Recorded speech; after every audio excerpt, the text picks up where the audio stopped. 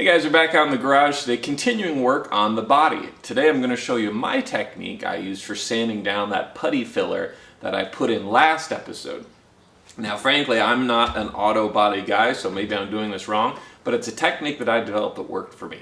I'll start off by showing you the supplies I use. The first stuff I have is this stuff. It's actually a roll of sandpaper with an adhesive back on it, and what that's good for is sticking onto this, which is a giant Dura block. It's for sanding. It's sort of rigid. It's not completely rigid, but it's pretty darn rigid. What I like about the big block, they also make smaller ones. What I like about the big one is if you're doing large flat areas, you tend to get much better results than if you're using just a tiny one like this big, because that way you'll tend to get little dips and ridges and stuff because it's hard to get equal pressure across a large area. So I'm a fan of this for the type of stuff I'm going to be doing.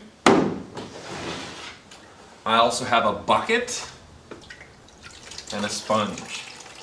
Alright, let's get to it. Some of you may be asking, isn't wet sanding for like paint and final polishing and getting it all nice and smooth?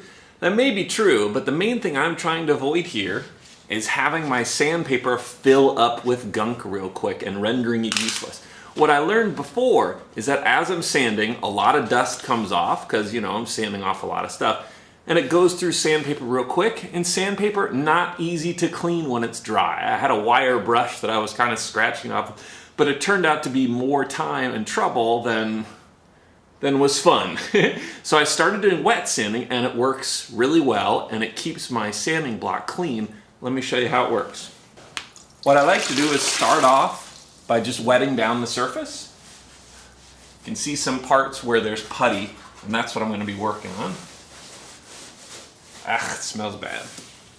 Okay, then I take my sanding block, dip it in the water.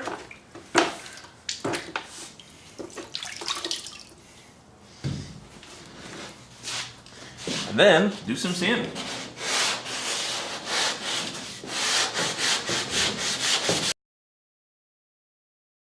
Okay, so see how there's all this junk in the sanding block? It's not a lot, but it can get all over the place, and that's what gums things up.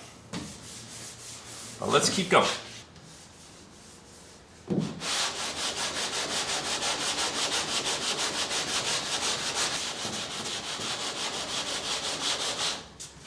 All right.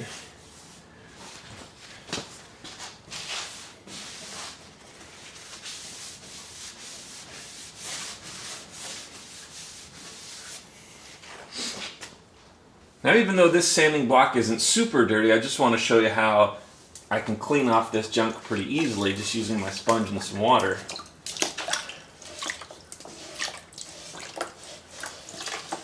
So there you go. And now this block is ready to go again. And after a few minutes of work, you can see how the only thing left is the putty that's in those scratches. If you remember from last episode, these were the scratches that I had outlined in silver Sharpie as ones I wanted to fill in, and now they're looking pretty good. Well, I guess the only thing left to do now is to do that for the entire car, basically. So that's it for this episode. Thanks for watching, and we'll see you for the next one.